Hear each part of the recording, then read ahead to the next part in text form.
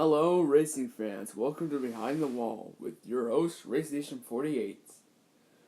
So, the Advanced Auto Parts Clash is something of an annual thing now that we all expect from the NASCAR seasons, if you're in the Cup level. It started in 1979 as the Busch Clash, and over the years it evolved into the Bud Shootout, the Budweiser Shootout, the Sprint Unlimited, and then to what we have now, the Advanced Auto Parts Clash. So, typically, the race used to be run during the daytime, but after a while, after Daytona began doing night races with the Coke 400, NASCAR thought it would be a good idea to give the Clash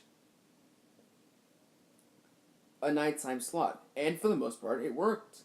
It attracted a lot new audience members, and overall made the Clash a huge success.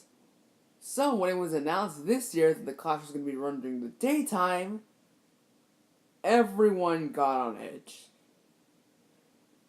The Clash was run in the daytime last year because of a rain delay, which somehow let the ARCA series... Well, you know what happened.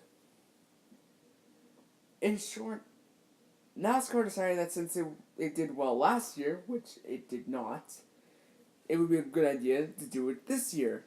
How did it fare? Pretty mediocrely. I mean, I didn't even watch it on television. I had to watch it on my phone because, well, I wasn't in the mood for watching it on my TV. But I just felt the sense of boredom the entire race. I know NASCAR Racing 2015 said that it was really good the first half, but I generally didn't see it. This race is always done better if it's at night. I mean, I'm saying that as a guy who started watching the Clash in 2013 when it was still night races. And when the annual Jimmy Johnson crash was just starting. But I never did see once what the appeal of the racing was for the most part. All in all, the time changes felt really, really pointless. And honestly hurt the Clash even more than it improved it. On to the next topic. The Camaros. When it was announced that the Cup Series would be switching to the Camaros, we, for the most part, honestly, I honestly don't know what the expectations were, but for the most part, I was pretty excited. But while this did mean that we were going to lose the SS, it did mean that we would have some new competition for the Cup guys. And when the Camaros were revealed, they honestly looked pretty astounding.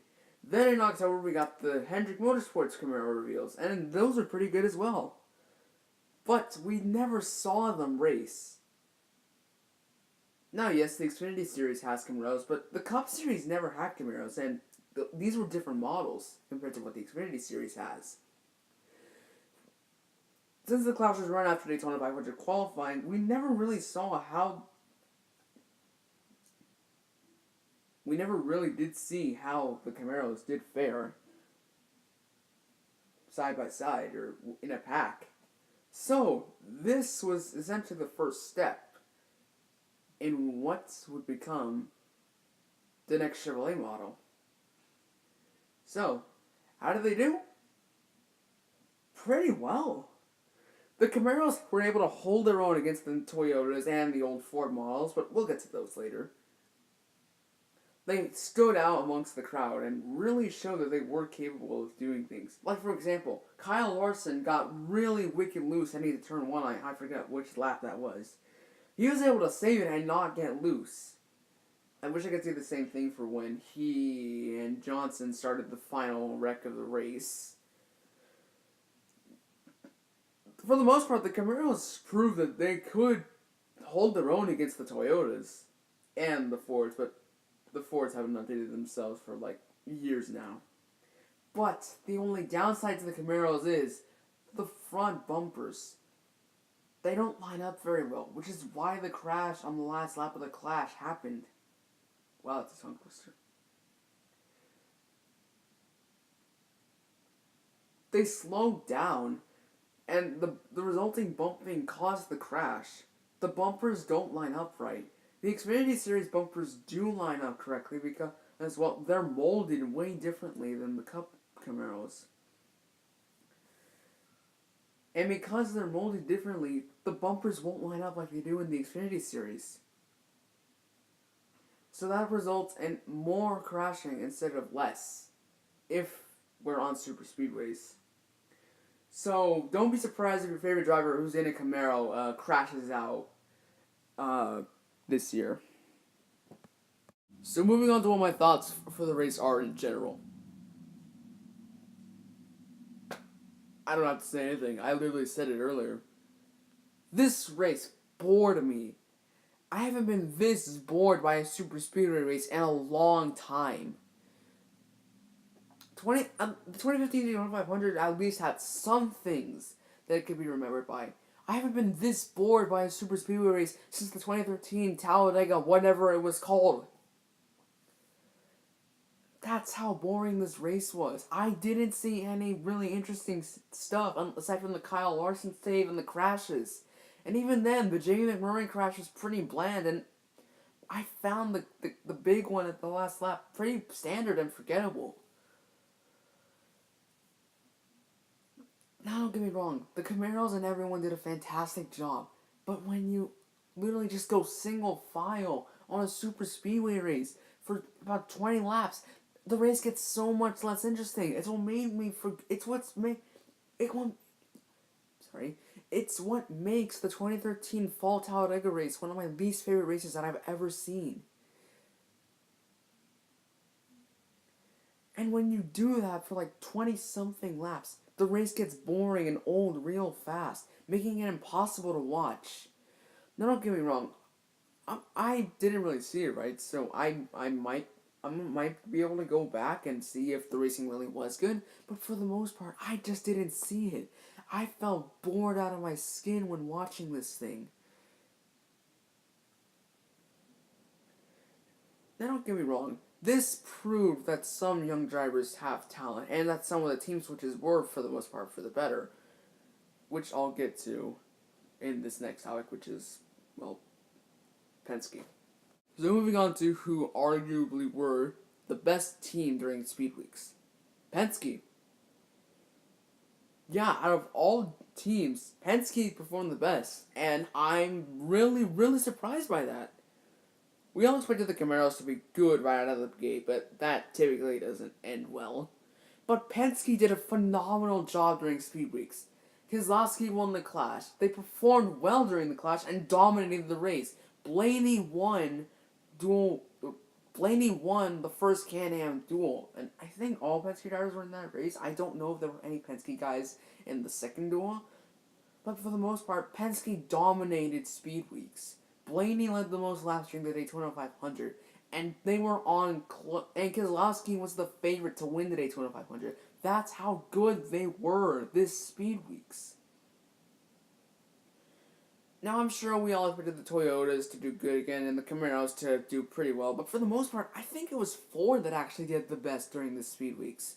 The Camaros struggled a little bit for the most part, and the Toyotas really underperformed, if you ask me. The Fords did a phenomenal job, but in particular, Team Penske.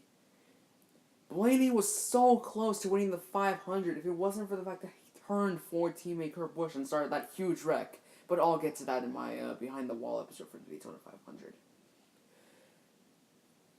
We all expected the Toyotas and the Camaros to do good this year, but I'd say Penske's now a really strong contender for the championship. In fact, I honestly think that at least one of the Fords could make it to the Final Four this year, and it might not even be Stewart Haas. Like, it might not be Harvick. It might not be Harvick for once. It could be the Penske guys. It really could. This really could be the turning point in Penske's. I mean, let's face it. Last year was a disappointment for Penske, and all you Penske fans know that. But that could be all turned around this year. I think Penske made a really good choice by bringing Blaney onto his team, and I honestly think Menard is doing fine with the Wood Brothers. He's not doing great, but he's doing fine. we were all really skeptical about Blaney moving over to Penske and Menard taking over, but I honestly think they're doing really well. I think this has to be one of the best business decisions that has ever been made in NASCAR, and I think I have to really agree with Race Day 2011. Roger Penske is a genius businessman. So what did this race have an impact on in Speed Weeks? Well, it essentially described who was going to be the dominant ones for Speed Weeks. Penske. I'm not going to spend too much time on Penske because literally I just spent like 2.5 minutes talking about them, but I'll talk about what it set up. It set up another bad 3 weeks for Hendrick and Johnson, well, particularly Johnson, and it showed that the Toyotas weren't going to be as strong as they were last year. Hopefully they'll introduce a new body right away, so that way they don't like get their dominance all the way back up again, because they've been really, really, really dominant these past few years. But for the most part, it revealed like who was gonna be the good ones during Speed Weeks, who was gonna do terrible during Speed Weeks, and so on and so forth.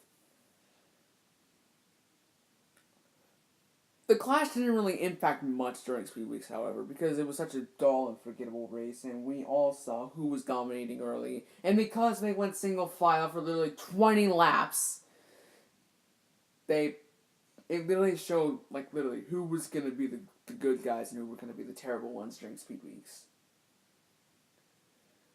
So what can we take away from the Clash?